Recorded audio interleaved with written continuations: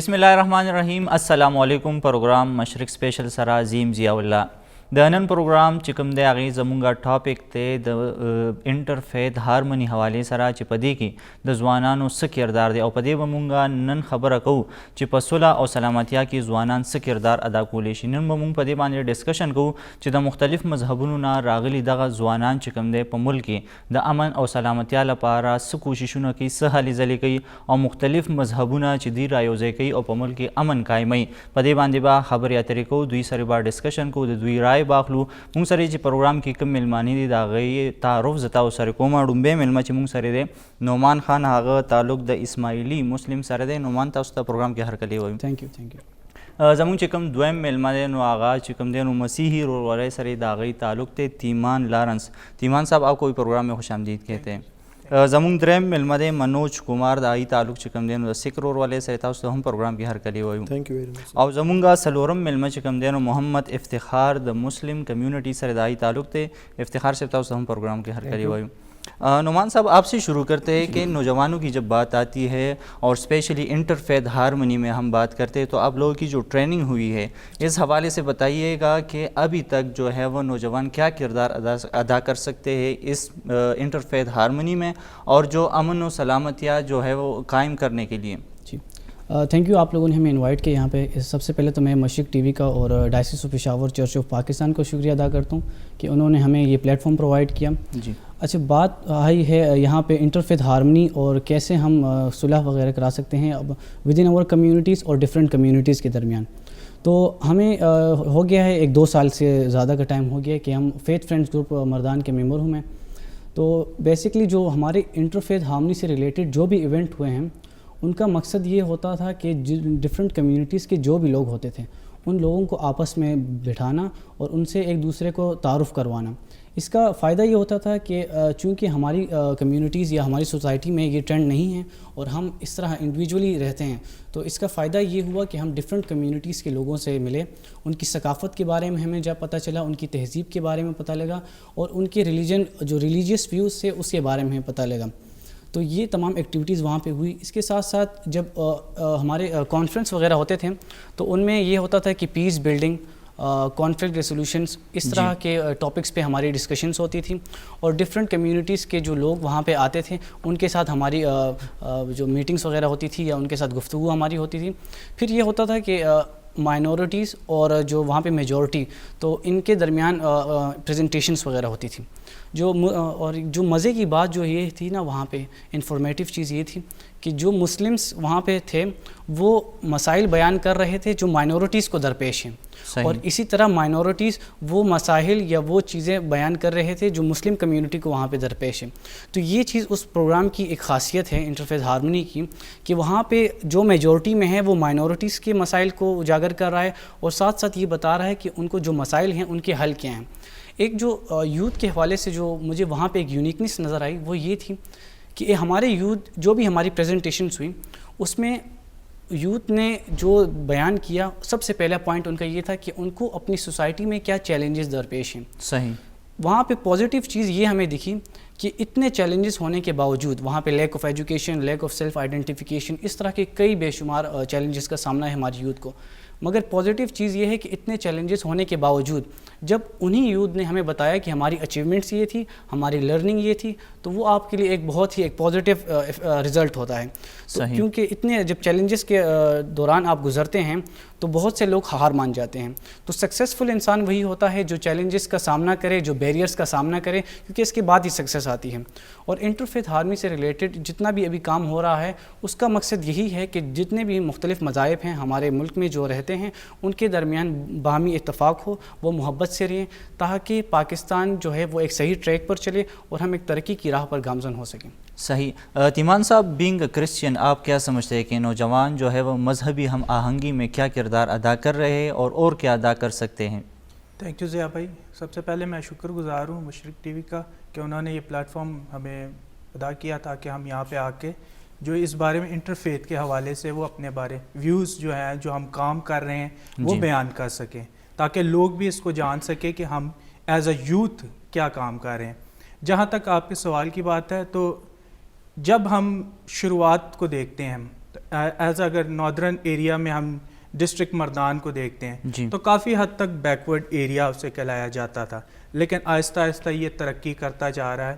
اور اسی حوالے سے پہلے جو تھنکنگ تھی لوگوں کی وہ بہت ہی اسٹرکٹ قسم کی اور نیرو مائنڈڈ لوگ تھے. لیکن پھر جب ہمیں ٹریننگز دی گئی تب ہم بھی ایز اے یوتھ ہم اتنا ملنا جلنا نہیں ہوتا تھا دوسرے مذاہب کے ساتھ، تو اسی لیے پھر ہم جو مانتے تھے، سنتے تھے، سمجھتے تھے، اسی حوالے سے چلتے تھے. لیکن جب ہماری ٹریننگز ہوتی گئی تو ہماری ایک نیرو مائنڈڈ جو ذہن تھا وہ کھلتا گیا اور براڈ مائنڈڈ ہوتا گیا. اور پھر ہمیں سکھایا جاتا تھا کہ نہیں، آپ سب نے مل کے رہنا ہے، آپ اس ڈسٹرکٹ میں یا پورے پاکستان میں جو ہے آپ نے سب نے مل کے رہنا ہے، آپ کوئی کم تر کمیونٹی نہیں ہے. اور جب ہم ٹریننگز حاصل کرتے گئے تو ہمارے مسلم بھائی بھی جو ہیں وہ ہمیں انکریج کرتے رہے کہ نہیں، آپ جو ہیں پراپر ایک حصہ ہیں پاکستان میں اور آپ کا ایک بہت اہم رول ہے.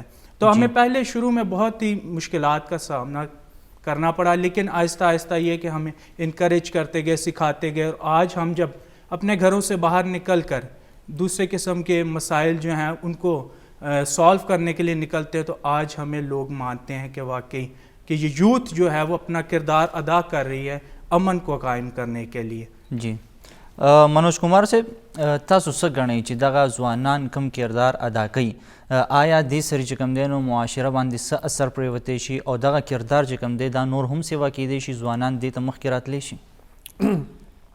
ضیا صاحب، ټول نه مخکې زه ستاسو د مشرق ټي وي او زموږ چې کوم هوسټ دی چرچ اف ډایسس اف پېښور، چرچ اف پاکستان، د ستاسو ټولو ډېر زیات شکرګزار یو.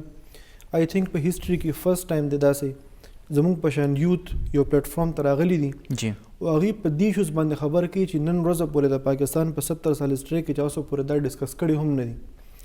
زه ټول نه مخکې دا وایم چې زموږ تعلق دی سکھ کمیونټي سره. بینګ ایز ا سکھ کمیونټي ممبر، کله چې ما په سټارټ کې دا دی ارګنایزیشن سره چرچ اف پاکستان ډایسس اف پېښور سره جوائننګ وکړو سپټمبر 2017 کې، دې نه ما دوه چیزونه زده کړي دي نن ورځه پورې. نمبر 1، to make the interfaith harmony as a part of your thinking. And number 2, to practices چې دا تاسو په سوسایټي کې پریکټس کې. صحیح. نو که زه خپل ځان والم او که ما سره انډر زما په ګردواره کې زموږ په کمیونټي کې چې څومره سکھ کمیونټي ده هغې ته د ډے ون نه زه یو خبره کوم، زموږ په دې ګورګن صاحب مهاراج کې زموږ په چې کوم ریلیجس بک دی پای کې یو دغه راځي کہ مانس کی جات سبے ایک پہچانو. مطلب مانس کی جات مطلب د انسان چې څومره ذاتونه دي دا ټول یو خدای پاک جوړ کړي دي کې هیڅ ډفرنس نشته، نه د مذهب په بیس باندې، نه د رنګ په بیس باندې، نه په بل څه بیس باندې. نو زه چې کله نه په دې ارګنایزیشن کې راغلی یم ما همیشه خپل یوت په دې خبره انکریج کړي دي چې تاسو به چېرې هم د بل کمیونټي ممبر چې فور ایگزامپل مسلم دی، کرسچن دی، اسماعیلي برادري دي، هر یو چې دي دې ته به تاسو د خپل ځان انفیریر نه ګورئ. صحیح. چې کوم خدای پاک مونږ پیدا کړي دی هم پیدا کړي دي. نو چې نن سبا تاسو ګورئ نو میډیا چې کومه د هغې هم ډېر ښکلی رول پلی کړی دی، ځکه چې نن نه 10-15 سال مخکې یو کرسچن یو هندو سره، یو سکھ یو مسلم سره په یو دسترخوان باندې روټۍ نه خوړه. زموږ سوسایټي هم داسې لکه وخت په موږ تېر شوی دی چې لکه په موږ کې دا د دې خبره نیرو مایډډنس ډېر زیات دی. نو د یوت رول ډېر زیات امپورټنټ دی او ما په خپل کیپیسټي کې په خپل سکھ کمیونټي کې همیشه دا میسج سپریډ کړی دی که فار ایگزامپل وی وانټ ټو میک د پاکستان پیسفل کنټري، د هغې بیس دا دی چې تاسو به په خپل ځان کې او په نورو کې به ډفرنس بالکل ختموئ. صحیح. نو د یوت نه سوا امپورټنټ رول د یو جنډر گروپ هم نشته، ولې چې ډېر امپورټنٹ ډېر فیمس یو پروورب دی کہ اگر آپ کسی قوم کو برباد کرنا چاہتے ہیں آپ اس کی قوم کو گمراہ کر دیں. جی.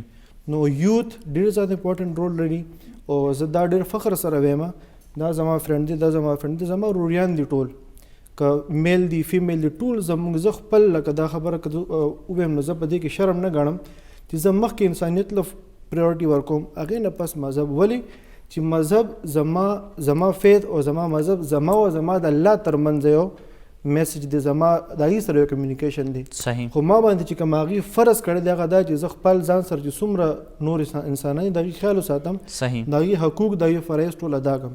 نو بینګ ایز ا سکھ کمیونټي ممبر په دې 3-4 سال کې د دې پلیټفارم کې دننه هم او د دې نه بهر هم په خپل لایف پریکټیسز کې په خپل تھینکینګ کې ما دا خبره انشور کړې ده چې مونږ په خپل یوت ته یو میسج ورکو چې به تاسو انټرفیت هارمونی باندې کار کوئ چې کوم ځای کې تاسو سوسایټي کې کم یو کس سره تاسو واسطه راځي هغې ته به تاسو په ایکول بیسس باندې ګورئ. صحیح.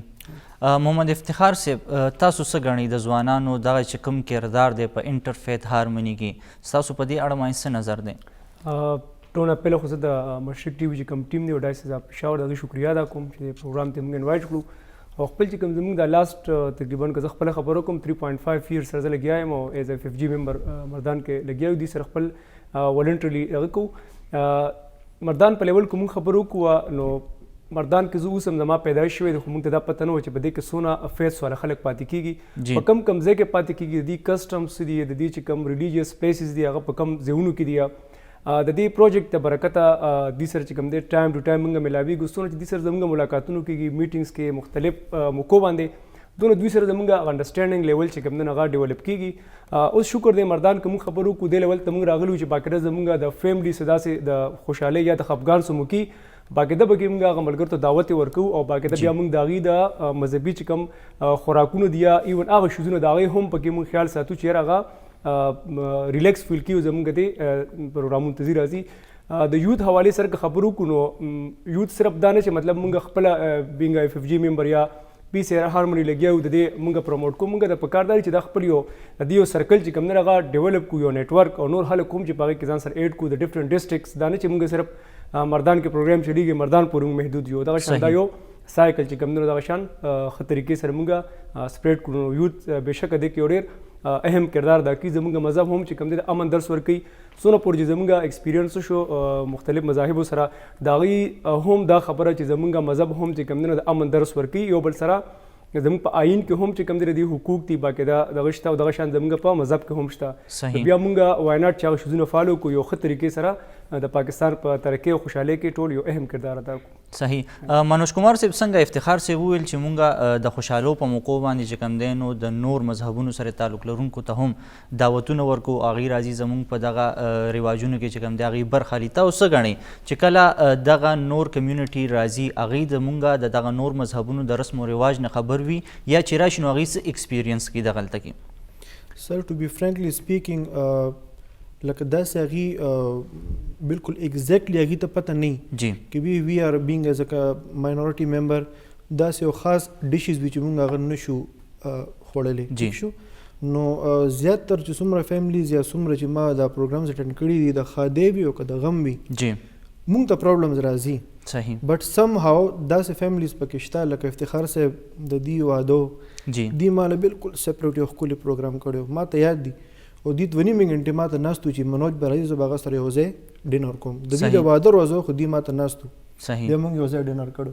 نو څومره چې لکه نن سبا د تیر 3-4 سال کې چې څومره موږ ایونټس اټینډ کړي دي وی فیس پرابلمز دې نه انکار نشته ولې بیف موږ نشو خوړلی ټیک شو لیکن سم هاو مونږ یو لاره وباسو ځان له مونږ ورځو د خوراک نه علاوه که چېرې مونږ وګورو دغه کم رسم و رواج خبرو وکړو چې مونږ اوس منوج کمار صاحب چې کوم دی نو د هغوی واده دی یا د هغوی د رور واده د هغوی په فیملي کې واده دی چې مونږ دا وګورو چې یاره سیک رورولي واده په کومه طریقه کوي یا چې کوم دی نو په دې باندې کومې خبرې مشهورې دي کله چې راشي دغه رسم و رواج باره کې چې کوم دی خلکو ته دغه معلومات وي چې د دې واده څنګه کیږي د دې غم څنګه وي.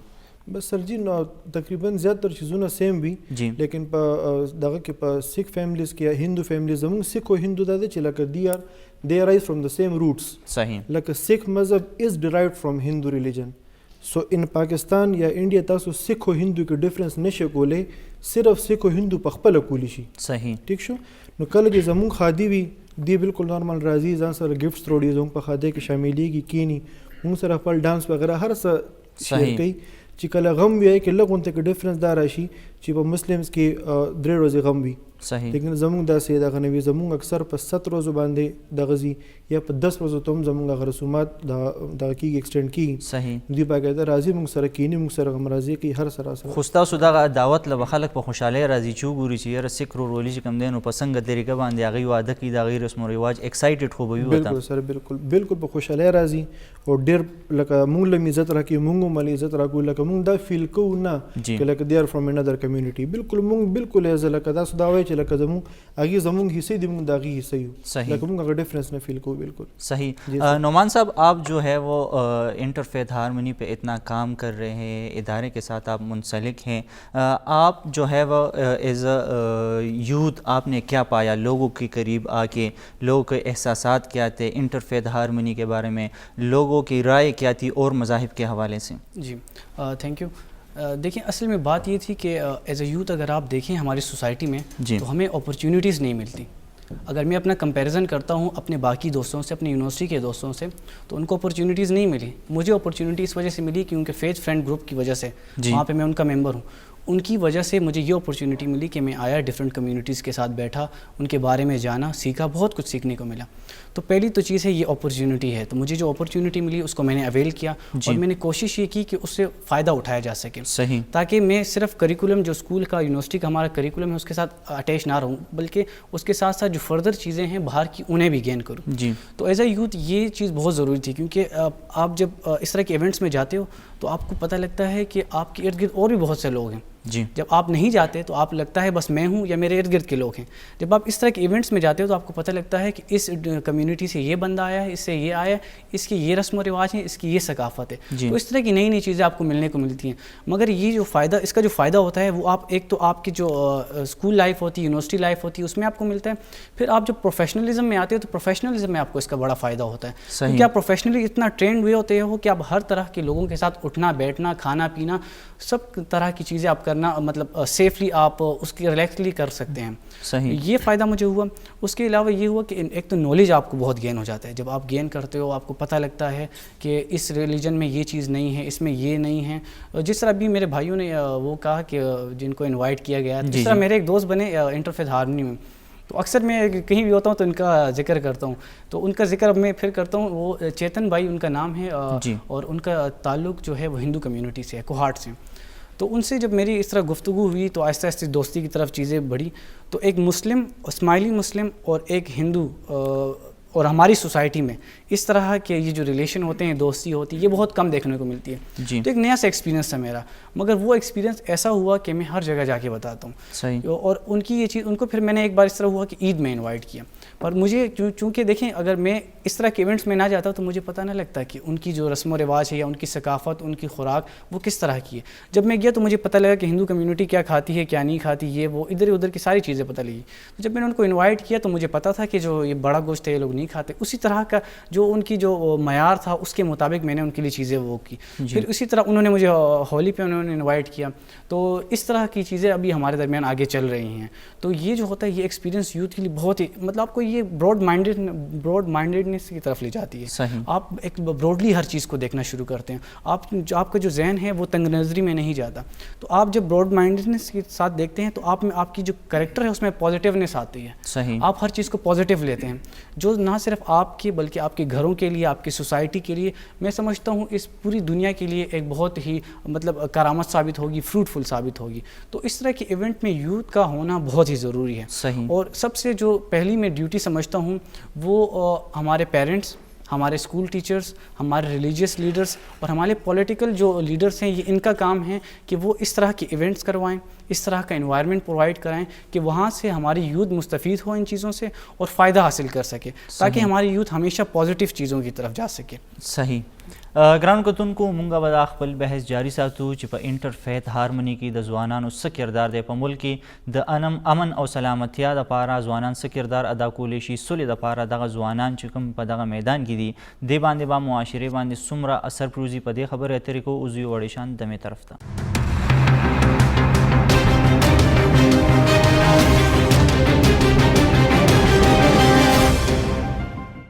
پروګرام کې یو ځل بیا هرکلی خبره کوو مونږ نن د انټرفیت هارموني حوالې سره چې په انټرفیت هارموني کې ځوانان څه کردار ادا کولی شي دا وخت مونږ سره پروګرام کې چې کوم دی نو گیسٹ موجود دي نورې خبرې به آئی سره کوو تیمان صاحب آپ بتائیے کہ آپ جو ہے وہ فیلڈ میں جا کے لوگوں سے ملے تو آپ نے کیا پایا کہ اور لوگ جو ہے وہ ان مذاہب کو تسلیم کرتے ہیں کیا ان میں برداشت ہے جی جہاں تک پہلی بات یہ کہ پہلے کی ایک ماحول تھا جی تو وہاں پہ ایک دوسرے کو ایکسیپٹ نہیں کیا جاتا تھا ہم کہتے تو ہیں کہ پیس بلڈنگ میں، لیکن وہ ایکسیپٹ نہیں کیا جاتا تھا. جی. لیکن جب ہماری ٹریننگز کی گئی، ہم ایک دوسرے سے ملتے جلتے گئے، تو پھر ہماری ایک بانڈنگ بنتی گئی، ہمارا ایک پیار، ایک دوسرے کے ساتھ رفاقت جو ہے وہ بڑھتی گئی، جس کی وجہ سے ہمارے میں جو ایک دوسرے کے خلاف مس انڈرسٹینڈنگس تھی، ہم نے خود بیٹھ کے ایک دوسرے کے ساتھ جو ہے اس کو کلیئر کیا ہے. صحیح. کیونکہ ہمیں جو سکھایا جاتا ہے ہم اس حساب سے چلتے جاتے تھے. لیکن جب ہم ان میں جا کے ایک دوسرے کے ساتھ بات چیت کر کے پھر ہم ایک دوسرے کو جانتے رہے، تو پھر ہمارے میں جو مس انڈرسٹینڈنگس تھی وہ کلیئر ہوتی گئیں. اور پھر وہی چیز ہم باہر لے کے نکلے. شروع میں ہمیں بہت مشکلات کا سامنا کرنا پڑا ہے، ہمیں لوگ ایکسیپٹ نہیں کرتے تھے، ہمیں کہتے تھے کہ آپ جو نوجوان ہیں وہ اب آپ کو سمجھ نہیں ہے، آپ کیسے کسی کو جو ہے وہ مسئلہ ہے اس کو ریزالو کرا سکتے ہیں. لیکن ہم اس کو لے کے نکلتے رہے، ہمارے بیچ میں بہت ہی رکاوٹیں آتی رہی، لیکن ہم اسے پھر بھی کلیئر کر کے نکلتے رہے، جاتے رہے، اور اسی کو ہم آگے لے کے نکلے. تو پھر ہم نے یہ کہ ایک دوسرے کے دلوں میں جگہ بنانی شروع کی. جیسے کہ پہلے بھی بات کی گئی ہے کہ ایک دوسرے کے ساتھ ملنا، رفاقت رکھنا. ابھی کی اگر ہم تازہ بات کریں تو پھر ہم کرسمس کے حوالے سے ہمارے چرچ میں جو ہے وہ کمانڈنٹ صاحب آئے تھے، پھر اس کے علاوہ میجر صاحب، اس طرح اور ہماری جو کمیونٹیز ہیں وہ ساری آ کے مل بیٹھ کر ہم کرسمس کے کیک جو ہے وہ کاٹتے رہے، عبادت میں شامل ہوئے، اور ہم بھی جو خوش ہوتے رہے. تو اسی طرح یہ پیار کا جو پیغام ہے وہی آگے تک باہر جاتا رہا. جب لوگ ان چیزوں کو دیکھتے کہ نہیں ہمارے بڑے جو ہیں آپس میں بیٹھ کر بات چیت کرتے ہیں، ملتے جلتے ہیں، تو وہی چھوٹی چیزیں جو ہے وہ سیکھتے رہے، اور وہی ہم نے سب کچھ اڈاپٹ کر کے آگے ہم نکلتے رہے، فیلڈ میں دیکھتے رہے. شروع میں ہمیں ایکسیپٹ نہیں کیا جاتا تھا، لیکن آج شکر ہے کہ ہم اتنے انکریجڈ ہیں اور ہماری اتنی اچھی طریقے سے جو ہے وہ ٹریننگز ہوئی ہیں کہ ہم اس کو لے کر نکلتے رہے، اور آج ہمیں ایکسیپٹ کیا جاتا ہے. اور آج ہم، اگر میں نعمان کی بھی بات کروں تو ہم پاکستان میں کہیں پہ بھی ہوں، ہم صرف اپنے ڈسٹرکٹ میں نہیں بلکہ پاکستان میں کہیں پہ بھی ہوں، منوج بھائی ہیں، ہم سب جو ہے وہ رابطے میں رہتے ہیں، ملنا جلنا ہوتا ہے، چرچز میں آتے ہیں، دوسروں کے مندرز میں جاتے ہیں، گردواروں میں جاتے ہیں، پھر مسجد میں جاتے ہیں، ہم مل کے بیٹھتے ہیں، گپ شپ لگاتے ہیں، رفاقت رکھتے ہیں. اور وہی جو ہمیں مذہب سکھاتا ہے وہی باتیں ہم آگے امن کی لے کر جاتے ہیں. اور اسی طرح ہم اب جو ہے ایک دوسرے کے بازو بنتے ہوئے جو ہم وہ امن کا پیغام لے کے جا رہے ہیں. تیمان صاحب، آپ لوگوں کی جو بیٹھک ہوتی ہے، کیا اس سے معاشرے پہ اثر پڑتا ہے اور لوگ دیکھ کے کیا اس طرف وہ آ رہے ہیں؟ بالکل. شروعات میں ہمیں بہت ہی تانوں کا سامنا کرنا پڑا ہے، ہمیں روکا بھی جاتا تھا کہ نہیں، آپ اگر ان کے ساتھ بیٹھیں گے تو آپ کو خطرہ ہے کہ آپ جو ہے آپ کا مذہب جو ہے وہ تبدیل ہو جائے گا، آپ کو ابھی اتنی سمجھ نہیں ہے. لیکن ہم نے اس بات کو نہیں لیا، لیکن ہم ایک دوسرے کے ساتھ ملتے رہے، بیٹھتے رہے. لیکن آج جو ہمیں تانے دیتے تھے، روکتے تھے، وہی آج ہمارے ساتھ بیٹھ کر گپ شپ لگاتے ہیں، پیار محبت سے رہتے ہیں، ایک دوسرے کے ساتھ ملنا جلنا رہتا ہے. تو یہ ہمیں فائدہ ہوا ہے کہ ہم جو FFG کے ممبر بنے تب سے ہماری ٹریننگ ہوتی گئی، اور وہی شروعات میں ہم سبوں کو مشکلات کا سامنا ہوا ہے کہ ایک دوسرے کے ساتھ لیکن ہم جب بھی میٹنگز کرتے ہیں اس کے بعد ہمارا دل نہیں کرتا ایک دوسرے کے ساتھ جو ہے نا وہ الگ ہونے کو. ہم سب اتنے اداس ہو جاتے ہیں، ایسا لگتا ہے کہ جیسے یہ ہمارا اپنا ہی بھائی ہے. تو یہی پیغام پھر ہم آگے جا کے لے کے جاتے ہیں، اور آج ہماری اتنی انڈرسٹینڈنگ ہے، پیار محبت ہے، اور اس امن کو ہم نے قائم کرنے کی بہت کوشش کی ہے اور کر رہے ہیں، جو کہ پچھلے سالوں میں نہیں کیا گیا تھا. صحیح. منوج کمار صاحب، تاسو غني کله چې تاسو دغه فیلډ ته لاړئ، دغه خلکو سره ملاویږئ، تاسو دا ناسته پاسته وي، د برداشت دغه ماده آیا تاسو څه غنئ چې سیوا شوې ده د اول نه څه دغه دې کې پرمختګ کیږي، مونږ خلک چې کوم دی په دې باندې کنوینس کیږو د نور مذهبونو حوالې سره؟ جی سر، بالکل فرق ډیر زیات راغلی دی. زه ډېر فخر سره دا ویلی شم چې پاکستان از آن د رایټ ټریک په دې ډایمنشن کې. سر جي ګورې دا پروجیکټ چې شروع شوی دی انټرفیت هارمني، چې کله یو مسله وي نو د هغې سلوشن دپاره کار شروع شي. انټرفیت هارمني دا پروجیکټ ایگزسټس بیکاز دیر واز ا پرابلم. هغه پرابلم ورو ورو موږ دا د سورټ کوو. زه په خپل سطح باندې کردار ادا کوم، دی په خپل سطح باندې ټول خلک خپل کردار ادا کوي.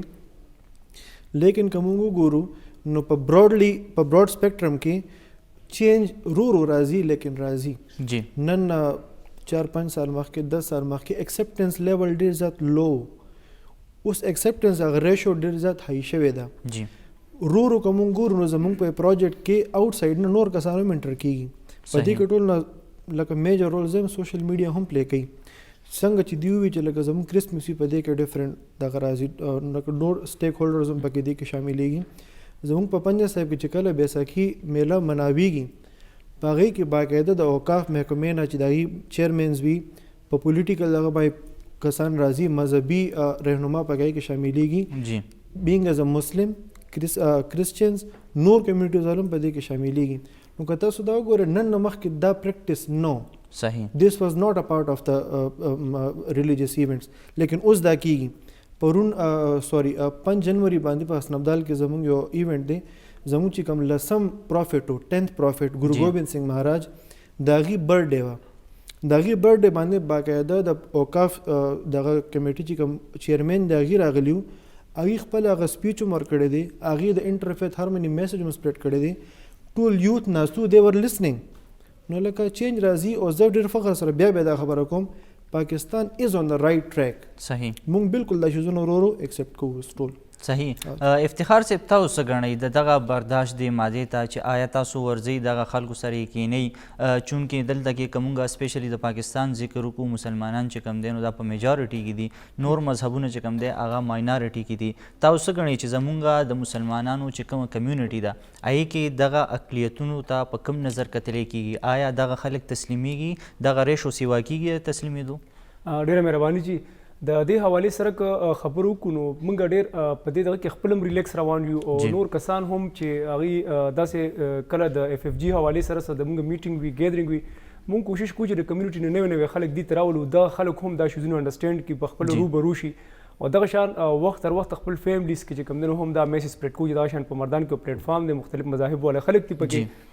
د دې نه علاوه که موږ وګورو دی یو سلوګن دی چې خپل مذهب پرېږدم او د بل مذهب چیړم یو ډېر خاص سلوګن دی نو تقریبا د هغې لحاظ سره که موږ وګورو نو شیزونه تقریبا ښه ټیک روان دي او زموږ چې کوم میسیجز دي وخت تر وخته څنګه چې منوج بھائی د سوشل میډیا خبره وکړه باقاعده ګروپ جوړ شوي دي هغې کې موږ که څه اپارچونیټیز راځي که د جاب سره ریلیونټ وي که نور داسې څه پروډکټیو شیزونه باقاعده د هغې شیرینګ موږ وخت تر وخته یو بل سره کوو چې دا اهم شیزونه چې کوم دی زموږ صرف د مسلم کمیونټي پورې محدود نه دي بلکې دا د ټولو کسانو سره چې کوم دی هغه جوړیږي. صحیح. نعمان بھائی آپ بتائیں کہ یہ جو نوجوانوں کا کردار ہے اسپیشلی صلح امن اور سلامتی میں کتنا امپورٹنٹ ہے اور اس کے لیے کیا چیلنجز ہے ابھی بھی؟ جی دیکھیں جب بات نوجوانوں کی آتی ہے نا تو اس سے مراد یہ ہوتا ہے کہ نوجوانوں میں ایکٹیونیس بہت زیادہ ہے. جی ان میں وہ انرجیٹک ہیں وہ کر سکتے ہیں.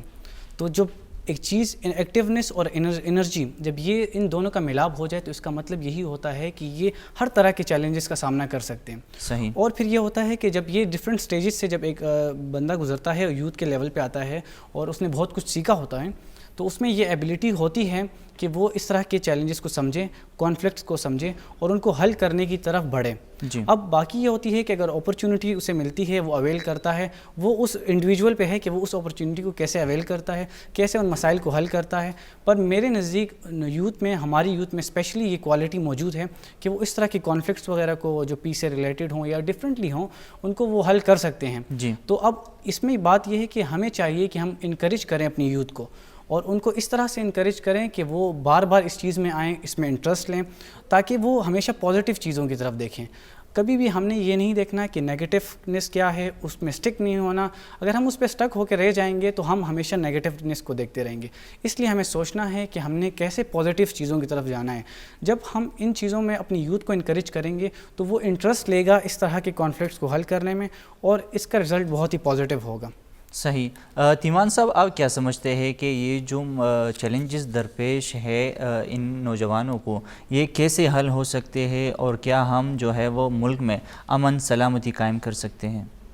جہاں تک چیلنجز کی بات ہے چیلنجز کے لیے اہم تو یہی ہے کہ ان کو سکھایا جائے ان کی ٹریننگ کی جائے. جی. یوتھ کے حوالے سے کہ ان کی ٹریننگ کی جائے تبھی جا کے جب وہ سیکھیں گے سمجھیں گے. کیونکہ اگر ہم ہر کمیونٹی میں دیکھیں تو پاکستان کو بھی اگر دیکھتے ہیں تو اس میں یوتھ ایک اہم کردار ادا کرتی ہے. جی. ہر ممالک کی جو ہے وہ اس میں اہم کردار ادا کرتی.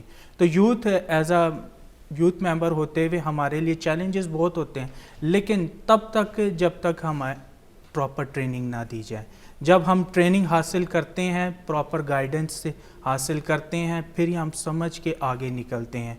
जब अगर अपनी बात करूं तो शुरू में मैं भी इसी तरह, मुझे कोई गाइडेंस नहीं थी और ट्रेनिंग नहीं थी, लेकिन FFG ने और डायसिस ऑफ पेशावर के प्लेटफॉर्म ने हमें ट्रेनिंग दी, जिसकी बदौलत हम आज निकल कर जो है वो अमन के लिए काम कर रहे हैं। और आज शुक्र है उन्हीं के प्लेटफॉर्म की बदौलत जो है हमने डिस्ट्रिक्ट में, पूरे KP में और फिर पाकिस्तान में काम किया है।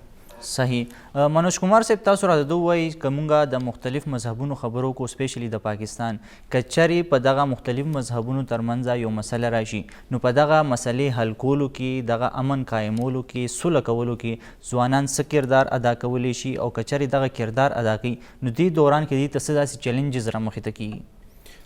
بیسیکلی سر کلم چې په ډیفرنٹ مذهب مختلف مذهبو کې چې کلم پرابلمز راځي جی د هغې مین روټ کاز ته رسېدل د ټول نه کریټیکل ایشو وي. صحیح. چې بی آیا د دې ایشو دا کوم مسله چې کوم راغلی ده د دې روټ کاز څه دی. صحیح. نو په دې کې د ځوانانو ډېر غټ کردار داسې دی چې څنګه موږ پروجیکټ د دې ډایسس اف پېښور سره موږ دې وخت کې لینک یو ټول په دې پلیټفارم باندې موږ ناست یو، په دې په ټاپک باندې خبره کوو. زموږ اوس یو خاص کردار دی. فار ایگزامپل ان سکھ کمیونټي اف زما یو کلیش دی یو مسلم رور سره، اسماعیلی رور سره یا کرسچن رور سره، زما سره چې څومره نور کمیونټي ممبرز دي، ایلډرز بوت ینګسټرز ایون فیمیل، د دې یو سپیسیفک رول وي. موږ ته ګایډنس پکار وي د ایلډرز د خپل ریلیجن پلس ټول نه امپورټنټ چیز د دې ځای کې دا منشن کوم چې د پروجیکټ چې کوم دی زموږ دپاره ډېر زیات هیلپفل دی. جی. بفور 2017 I was not in a position to talk on interfaith harmony.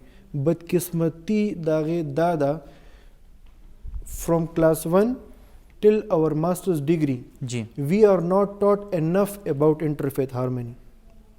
صحیح. maybe you can say it unfortunately.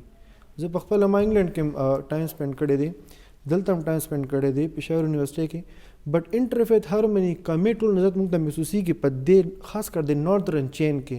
صحیح. د هغې وجه دا ده د وړوکي ایج نه 4-5 سال نه واله تر بره چې څومره ماشوم ځي د هغې په ذهن کې دا شیز اچولی شوي چې بچې دا ستا حصه نه دی، ستا حصه هغه دی. صحیح. ته دې کس سره خبرې کوه، د سره خبرې مه کوه.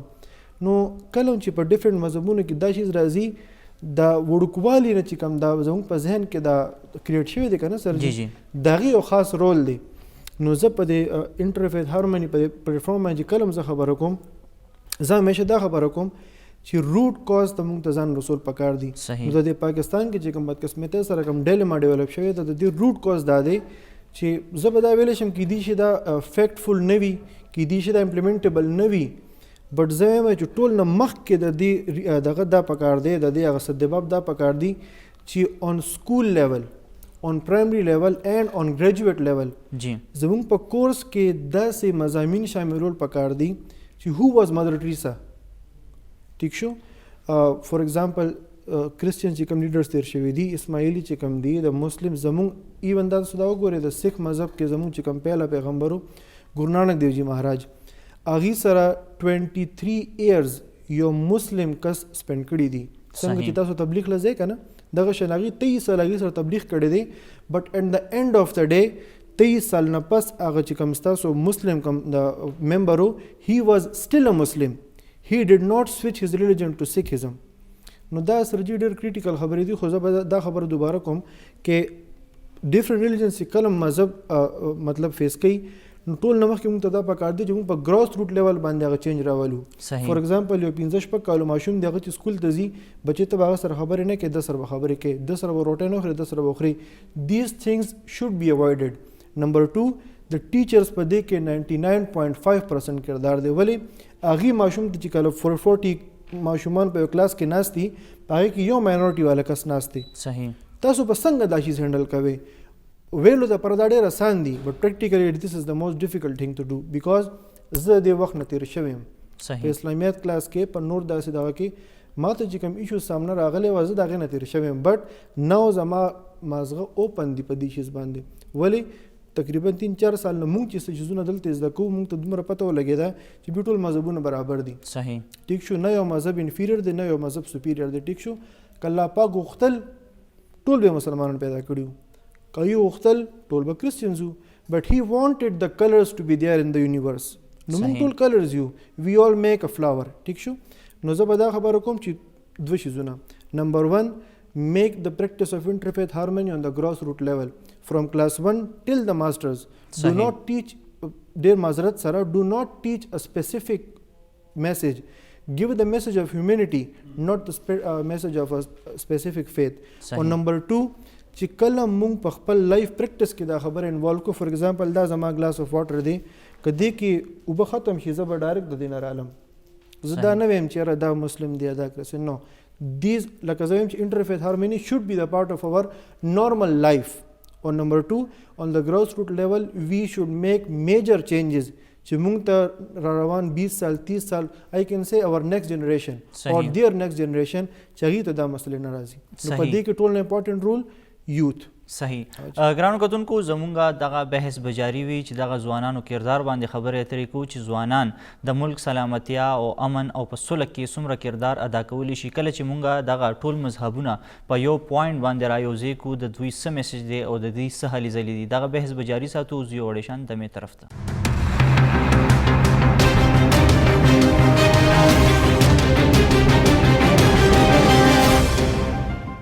پروګرام کې یو ځل بیا هرکلې خبره کوو مونږ نن د انټرفیث هارمني حوالې سره چې ځوانان په دغه انټرفیث هارمني کې څه کردار ادا کولی شي، مختلف مذهبونه په کم پوینټ باندې دلته کې راوستی شي او دغه څیزونه چې کوم دی نو دوی یقیني کوي چې دلته کې د مختلف مذهبونه څنګه په ملک کې امن قایمولی شي، څنګه جرګې کولی شي او څنګه د دغه مختلف مذهبونو ترمنځ مسئلې حل کولی شي. په دې مونږ نن خبرې اترې کوو. نعمان صاحب اب بتائیے کہ آپ کی جو یہ پروگرام ہے آپ جو ہے وہ لوگوں سے ملتے ہیں، جا کے ٹریننگز کرتے ہیں، اس سے آپ کے ارد گرد علاقے میں جو ہے آپ کو کیا محسوس ہوا، کیا فائدہ ہوا، اور دوسرا کہ ملک کی سالمیت کو اس سے کتنا فائدہ ہوگا؟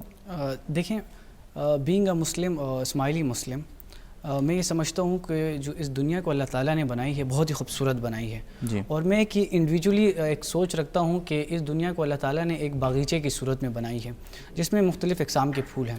تو جب میں اپنی کنٹری پاکستان کو دیکھتا ہوں تو یہاں پہ ڈفرینٹ کمیونٹیز کے لوگ رہتے ہیں، جس میں میجورٹی میں مسلمس ہیں، اس کے ساتھ ساتھ کرسچن کمیونٹی ہے، ہندو کمیونٹی، سکھ کمیونٹی، بھائیس ہیں یہاں پہ جن کی روٹس بیسکلی پرشین ہیں.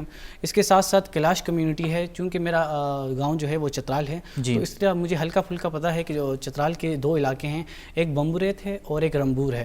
تو ان علاقوں میں ایک بہت ہی خوبصورت ایک کمیونٹی ہے گزر کر رکھتی ہے جس کا نام ہے کیلاش کمیونٹی. تو اس کیلاش کمیونٹی کے لیے نہ صرف پاکستانی ٹورسٹ بلکہ فارنرز بھی آتے ہیں اس کمیونٹی کی خوبصورتی کو دیکھنے کے لیے. تو اس لیے میں سمجھتا ہوں کہ یہ جو نعمتیں اللہ تعالیٰ نے ہمیں دی ہیں تو پاکستان ان نعمتوں سے مالا مال ہے. ٹھیک ہے، تو اس طرح ہمیں چاہیے کہ کیا ہم اس خوبصورتی کو اور نکھاریں یا نہیں. تو یہ جو ہے یہ ہمارے ہاتھ میں ہے، ہم نے اس خوبصورتی کو کیسے نکھارنا ہے وہ سب کچھ جو ہے وہ ہم پاکستانیوں کے ہاتھ میں ہے. اس کے علاوہ جو آپ نے یہ بات کی کہ جو ایونٹس ہم جاتے ہیں، ایونٹس کو جوائن کرتے ہیں، ان سے آپ کو کیا فائدہ ہوتا ہے، کیا سوسائٹی کو کیا فائدہ ہوتا ہے، مصلحت کیا ہوتی ہے. تو دیکھیں، ایک انڈیویجول کو جب آپ سکھاتے ہیں نا، جب آپ اس کو نالج دیتے ہیں تو وہ انڈیویجول تک نہیں رہتی. اگر ایک انڈیویجول ہے تو اس سے ہزاروں لاکھوں زندگیاں جڑی ہوئی ہوتی ہیں، اس کا روزانہ اٹھنا بیٹھنا کئی سینکڑوں افراد میں ہوتا ہے. تو جب وہ ایک پازیٹیونیس لیتا ہے اور اس کے دماغ میں وہی پازیٹیونیس چلتی ہے تو اس چیز کو فردر اسپریڈ کرنے کی کوشش کرتا ہے. صحیح. تو جس کا فائدہ یہ ہوتا ہے کہ وہ جو میسیج ہے پازیٹیو وہ لمیٹڈ نہیں رہتا، وہ اسپریڈ ہوتا رہتا ہے. تو اب ہمیں چاہیے اور یہ ہم پر ہے کہ ہم کتنے انڈیویجولس کو یہ میسیج فارورڈ کر سکتے ہیں. جس طرح یہ ہم میسیج فارورڈ کرتے جائیں گے معاشرے میں اس کے پازیٹیو رزلٹ آتے جائیں گے. صحیح. اور اس طرح کے ایونٹ کے انعقاد کا جو فائدہ ہوگا وہ یہی ہوگا کہ جو ایک پازیٹیونیس کی ویو ہے وہ چلتی رہے گی اور اس کو ہزاروں پھر اس طرح کرتے لاکھوں پوری پاکستان اور اس کے بعد پوری دنیا کو فائدہ ہوگا. صحیح. تو جو انٹرفیتھ ہارمنی ہے اس کو اگر آپ شارٹ میں جب ڈیفائن کریں تو وہ اس طرح ہے کہ انٹرفیتھ ہارمنی انکریجز دا ڈکٹ ٹو لیو اینڈ لیٹ ادرس ٹو لیو پیسفلی. صحیح. جب آپ انٹرفیتھ ہارمنی اور اس ڈیفینیشن میں پیس کا ورڈ دیکھتے ہیں تو انٹر ریلیٹڈ کر رہے ہیں. तो आप जब इस पर अमल पेरा होंगे तो आपको ये रिज़ल्ट मिलेगा, तो ये भी फ़ायदा होगा, दो फ़ायदों में आप रहेंगे। इसके साथ जब आप इस चीज़ को ब्रॉडली देखते हैं कि इंटरफेथ हार्मनी ब्रॉडली क्या है, तो जब ब्रॉडली आप देखते हैं तो आपको पता लगता है कि दुनिया में जितने भी रिलीजन्स हैं, जब आप उनकी टीचिंग्स देखते हैं तो उसमें लेसन्स ऑफ एम्पैथी आती है, उसमें मोहब्बत के बारे में आपको सिखाया जाता है, दूसरों के हुकूक के बारे में सिखाया जाता है, इस तरह के तमाम चीज़ें होती हैं। और फिर हम पे ज़िम्मेदारी ये आती है कि जब हम इस तरह के इवेंट्स का इनेकाद करते हैं तो हमें चाहिए कि जो वो कॉमन जो हमारे रिलेटिव्स जो पॉइंट्स आते हैं, एजेंडास होते हैं, उसमें जो डिफरेंट रिलीजन्स की टीचिंग्स है, उन चीज़ों को इकट्ठा करें और उनसे एक कॉमन एक सेंस से पैदा करें, ताकि हर एक जो पर्टिकुलर जो वहाँ पे व्यूअर बैठा हुआ है, पार्टिसिपेंट है, तो उसको अपनाइयत सी महसूस हो। पहली बात ये होगी, जब आप दूसरे के साथ बैठेंगे, दूसरे शख्स को आपकी बातों से अपनाइयत होगी तो वो आपको ज़्यादा कंसंट्रेशन के साथ सुनेगा। और आपको यही चीज़ चाहिए, जब आप अपनी ऑडियंस को ज़्यादा कंसंट्रेशन के साथ बातें सुनवाएंगे तभी वो कंसंट्रेट करेगा, और जब वो कंसंट्रेट करेगा तो वो चीज़ें वो उसकी माइंड में जाएंगी और वो साइकिल होती रहेंगी, वो सोचता रहेगा उन चीज़ों के बारे में, और जब वो सोचेगा इन चीज़ों के बारे में, उसके बाद ही वो इन चीज़ों को इम्प्लीमेंट कर सकता है। तो हम जो ये चीज़ें सीख रहे हैं इन ट्रेनिंग से, उससे ये फ़ायदा हो रहा है कि वो चीज़ें हमारे माइंड में चल रही हैं। हमें रोज़ हम यही सोचते हैं कि इनको इम्प्लीमेंट कैसे करें, दूसरों को इससे फ़ायदा कैसे हासिल हो। तो इन इवेंट्स का यही हमें बहुत ज़्यादा फ़ायदा होता है, और जिसका फ़ायदा बाद में हमारी सोसाइटीज़ को होगा, क्योंकि अब जो हर इंडिविजुअल है उससे कई ज़िंदगियाँ जुड़ी हुई हैं, हर इंडिविजुअल से कई रिलेटिव्स जुड़े हुए हैं, हर इंडिविजुअल के कई फ्रेंड्स हैं। अब ये मैसेज जो है ये एक एक करके बढ़ेगा, और हमें चाहिए कि जितना हो सके इस मैसेज को स्प्रेड करें। और इसी में मैं समझता हूँ कि ना सिर्फ इंडिविजुअल बल्कि हम सब का फ़ायदा है। और एक जो और चीज़ है जो इन इवेंट्स में जाके मुझे पता लगे, वो ये है कि हमारी सोच जो है वो इनफरादी है। सही। हमें इनफरादी सोच से निकलकर एक इज्तिमाई सोच की तरफ आगे बढ़ना है।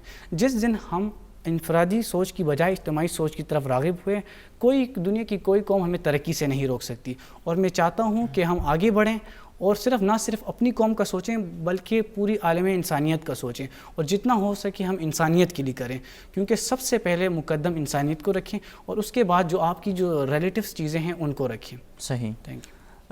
तीमान साहब, आप क्या समझते हैं ये जो प्रोग्राम अभी आप लोग कर रहे हैं इंटरफेथ हार्मनी पे, इससे क्या फ़ायदा हो रहा है? आपके इर्द गिर्द लोगों ने क्या महसूस किया है? क्या इन पे कोई असर पड़ा है? और दूसरा कि मुल्क की सालिमियत पे कितना असर पड़ेगा इस हवाले से, जब सब लोग जो है इकट्ठे हो जाए इस पॉइंट पे? जहाँ तक आपके पहले सवाल का जवाब है वो ये है कि वाकई फ़र्क बहुत पड़ा है जी। इसलिए फ़र्क पड़ा क्योंकि आप देख सकते हैं कि हम सब एक ही प्लेटफॉर्म पे एक साथ बैठे हुए हैं जी। पहले ये हम सब अगर अपने डिस्ट्रिक्ट या अपने केपी में देखें तो इस तरह मुमकिन नहीं होता था, लेकिन ये ही फ़र्क पड़ा कि आज हम सब एक साथ बैठते हैं, खाते पीते हैं। और जहाँ तक अगर ट्रेनिंग की भी बात की जाए तो हमारी ट्रेनिंग में हमें याद है कि हम सब जब एक टेबल पे बैठते हैं तो हमें एक गिलास दिया जाता था। सही।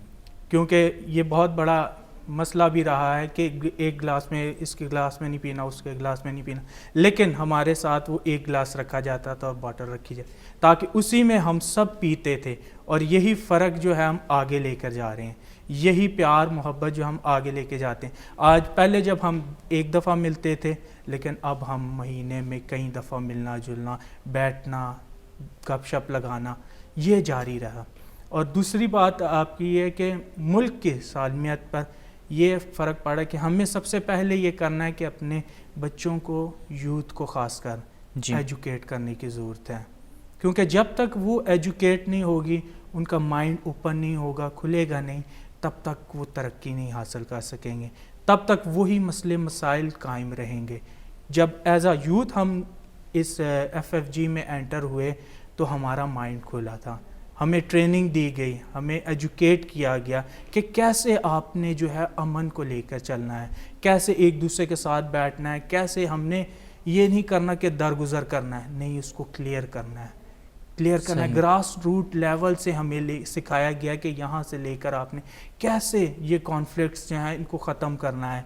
फिर ये है कि हेट्रेड जो मटीरियल किताबों में पाया जाता है उनकी ज़रूरत है कि उसको ख़त्म किया जाए, क्योंकि जो हम एजुकेशन हासिल करते हैं वही आगे लेके चलते हैं। लेकिन यहाँ पे FFG में हम जो एजुकेट होते हैं, सीखते हैं, ट्रेन होते हैं, ये हम अपने बुज़ुर्गों के जो है वो गाइडेंस में, रहनुमाओं की गाइडेंस में حاصل کرتے ہیں، جس کی بدولت سے ہم نے بہت ساری جو ہیں مس انڈرسٹینڈنگس تھیں ان کو کلیئر کیا ہے. ہم نے سیکھا ہے ہم ایک دوسرے کے ساتھ بیٹھنا پسند نہیں کرتے تھے، ایک دوسرے سے ڈرتے تھے، لیکن اب جو ہے ہم ایک دوسرے کے ساتھ بیٹھتے ہیں، ملتے ہیں، جلتے ہیں، اور اس کا بہت ایفیکٹ پڑ رہا ہے. اگر ہم اپنے خطے میں دیکھیں، ڈسٹرکٹ میں دیکھیں، تو آج ہم سب ملتے جلتے ہیں، ایک دوسرے کے ساتھ ملنا ہے، بیٹھنا ہے، کھانا پینا ہے، اور ملنا جلنا یہ قائم رہے گا.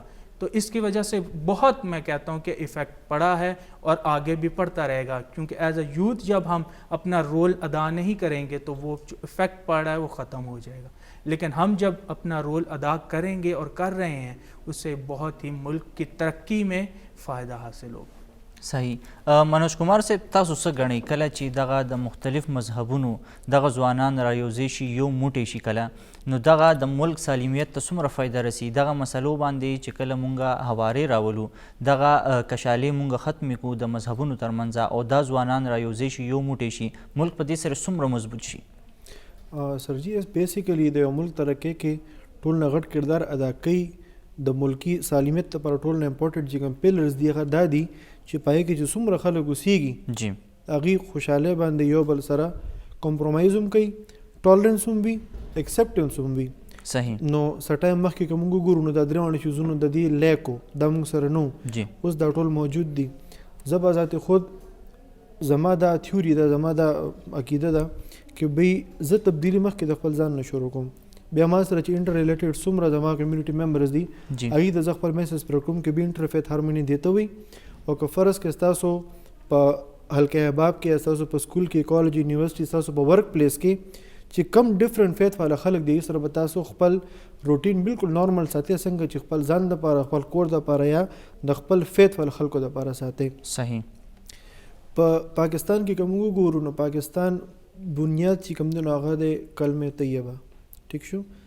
نو د پاکستان دا چې کوم فلیگ دی په هغې کې گرین کلر ریپرزینٹ کوي مسلمس، بٹ وائٹ کلر اسٹینڈس فار آل دا ڈفرنٹ مائنورٹی یا کمیونٹی ممبرز وچ who live in پاکستان. که فرض کې تاسو د دنیا هر یو جنډو وګورئ، جی د هغې ډیفینیشن کې دا شیز نشته چې کوم پاکستان کې دی، لیکن on the pages it exists, but in the practice there are some loopholes which need to be addressed. دا ایډریسنګ دپاره زه مخکې کېږم، دی مخکې شوي دي. ټول امپورټنټ پارټ پکې د یوث ځکه راځي چې په ترقۍ کې یا په ډیولپمنټ کې هر یو کنټري چې کله بره ځي د هغې ډفرنٹ ډایمنشنز دي.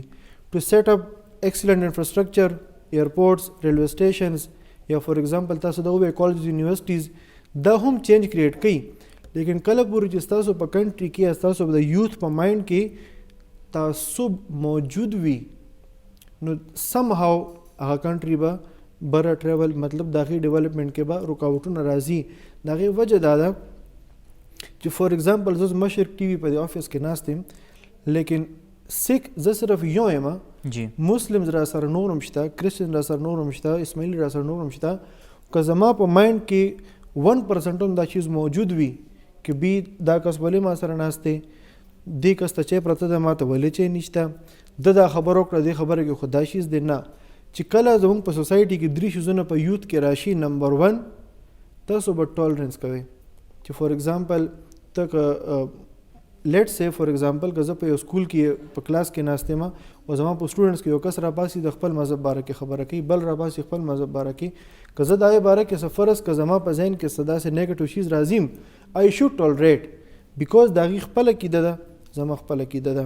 نمبر 2 ایکسپټنس. نو زموږ په کنټري کې په پاکستان کې که خاص کر زه خپل دی ریجن کې پی کې حوالې سره وګورم، جی نو دا یو ډېر ډریډفل ډیلما وه چې when I was like you can say when I was at teen age، زه ډېر زیات په دې شیز باندې کانسپیشیس وم چې بی اخر زه چې کله لکه خپل په عمر کې داسې مخکې سټیجز کور کوم، what will be my place. ولې زما ایکسپټنس باندې ډېر زیات زما په ذهن کې یو قسم تاسو دا ووایئ چې لکه یو یره وه زما په ذهن کې، ویل آی بی ایکسپټیبل ایٹ یونیورسټي لیول. په کالج کې به زما فرینډز ما سره به نږدې کېږي، که فار ایگزامپل هغې لنچ کې څه خوري، زه هغې سره نږدې شم، هغې به ما سره به شیر کوي نه شیر کوي. in a group of 20 people how many people will be against me and how many will be with me. نو زه دا ویلی شم چې فور ایگزامپل که تاسو ګورئ په پاکستان کې قومي سالمیت چې تاسو کوم یاد کو د هغې پیلرز کې یوت خو ډېر امپورټنټ کردار ادا کوي لیکن دغه پیلرز کې چې کوم مین موږ ته چې کوم هرډل راځي هغه راځي د مذهبي تعصب. ټیک شو. نو که فرض کړئ موږ انټرفیت هارموني دا میسج انډیویجول سطح باندې څنګه چې د نومان څخه خبر وکړه او په ګروپ لیول باندې هم دا شیز شیر کو with the help of social media, with the help of our own cell phones, with the help of our social gatherings wherever we go. ٹھیک شو. when we make it as a practice, when we make it as a part of our thinking, نو زموږ دا چې کوم یوت دي د دې مایند هم کلیر شي چې there is no مذهب is a personal thing. صحیح. فور ایگزامپل زه سیخ مذهب سره تعلق ساتم، زما عبادت ټایم څه دی، زه څه خورم څه نه خورم، زما پیرنټس څه دی، فور ایگزامپل زما د عبادت ټایمینګ څه دی، زه څه طریقې سره عبادت ادا کوم، زما د عبادت لپاره لوازمات څه دي. It does not have any concern with افتخار or you or any other people. صحیح. خو زما چې کوم سوسایټي ایرور باندې چې ستا ما باندې کوم حقوق دي، زما تا باندې کوم حقوق دي، زموږ چې کوم فرایض دي، زموږ حقوق چې کوم دي، دا شیرډ دي. صحیح. نو مذهب should be kept aside whenever we were dealing in the social on the social level. او دغه شی چې کوم دا زموږ ملک زموږ سالمیت دا به بره بوزي. صحیح. افتخار صاحب تاسو څه ګڼئ چې کله دغه مختلف مذهبونه رايوځای شي او دا یونایټ شي او متفق شي دې سره په معاشره باندې څومره اثر پروزي؟ تاسو څه ایکسپیرینس کړ؟ ضیا صاحب کوم وګورو د پاکستان په جوړولو کې هم چې کوم دنو د مسلمانانو سره برابر د مختلف مذاهبونو چې کوم دي ډېر ښه اهم کردار ادا کړی، ډېر غټي قربانۍ دي. جی. کوم وګورو په معاشره کې نو دې سره دا د دې موږ باندې حقوق دي بندګانو یو بل باندې چې دې موږ په هر لیول باندې هغه اکسپټنس لیول چې کوم دنه هغه سیوا شي. صحیح. ټیک دی. دغه شان دا میسیجز سپریډ کولو لپاره مختلف نیوز والے دي، د میگزینز دي، په سوشل میډیا شو، ګورنمنت له هم پکار دی چې په دې حواله سره د امن د فروغ ورکولو لپاره داسې خبرې وشي، داسې مواد سپریډ شي چې په کمیونټي کې کوم د اکسپټنس دا لیول کم دی چې هغه سیوا شي. صحیح. او چې خلک یو بل اکسپټنس چې کوم نه دا کې زه خپل خبرو کوم چې زه اوس هم چرچ زم بینګ 2.5 years زمو شو چې کیپاسټي زموږ بلډ شوې ده په اف اف جی بینګ اف اف جی ممبر او مختلف مذاهبونو سره په معاشره کې څنګه چلیدلي د رهن سهن حوالې سره د هغوی په مختلف کسټمز کې د پارټیسیپیشن حوالې سره. او اوس هم که زه چرچ ته خپل ان آوټ کوم نه لږ زه داسې یم چې یار زما فیملی ممبر سو کوګور یا د ما فرند که ما سو ګور چې بای دا کس خو ما لاست منت کوم کتل خیر خو دې چې دی راځي چې دونه لیول پورې دغه سیوا شي چې خلکو ته پته لګي چې باګره دا زموږ په معاشره کې پاتې کیږي او دا زموږ یو قسم لا ډیوټي دا ذمہواری د دې خیال ساتل دي سره میل ملاپ. که موږ وګورو په پاکستان کې څنګه چې نور مذاهب والا په تعداد کې کم دي او مسلمانان زیات دي، دغه شان زموږ مسلمانان ورونو که موږ په دنیا کې وګورو مختلف ممالک کې هغوی چې کم دي نو په ماینارټیز کې دي. صحیح. ټیک دی جی. نو که دلته کې مونږ ښه کوو نو ایز ا ریزلټ په اوبویسلی دلته کې چې کوم دی نو د هغې یو ښه دغه وي. ټیک دی جی. او دا چې کوم دی د نور مذاهب والا که مونږ خبرو کړو دا هم چې کوم دی الله تعالی انسانان دي. ټیک دی جی. نو مونږ له چې څنګه مسلمانانو سره برتاو پکار دی دغه شان چې کوم دی چې دا فرق ختم شي چې زه مارکیټ ته ځم او دا مسلمان دی او دا چې کوم دی نو عیسائی دی یا چې کوم دی نو هندو دی چې دا فرق روک شي. هم د معاشري یو انسان دی، یو ښه انسان دی، لګیا د خپل رزق حلال کې هغه مشغول دی. چې کم از کم دا فرق چې کوم دی ختم شي. څنګه چې منو چې وختي خبر وکړو چې دا موږ لګیو چینج طرف ته نو چینج باندې موږ ټول ته پته چې ډیکیټس لګي ټایم لګي داسې نه چې په یو بل کې چې کوم دی نه دغه به راشي. خو بهرحال موږ خپل کوشش کوو او بینګ یوت امبیسیډر دا زموږ یو ریسپانسیبیلیټي ده چې یاره موږ خپل کمیټمنټ لیول لیکې دغه کو دا شي چې کوم دی نو مخکې خبرې ترې یوسو. صحیح. ډېره مننه ستاسو ټولو میلمنو موږ ته د وخت راکولو. ګرانو کتونکو دا د نن ورځې پروګرام په کوم کې چې دغه د مختلف مذهبونو سره تعلق لرونکو خبرې تاسو واورېدې او دوی په دغه یو پوینټ باندې متفق دي چې مونږ کله برداشت پیدا کړو یو بل چې کوم دی نو مونږ اکسپټ کړو او دغه مذهبونو ته مونږ عزت ورکړو، په درنه سترګه ورته وګورو نو دغه به ټول متحد دي او د دې فایده به ټوله چې کوم دی نو پاکستان ته رسي، زموږ معاشرې ته رسي، ځکه چې دغلته معاشره به هم متحد وي، د هغې کې به مسلې کشالې او پکې نه وي او بیا پاکستان هم مضبوط وي. اوس اجازت غواړو. د الله په امان.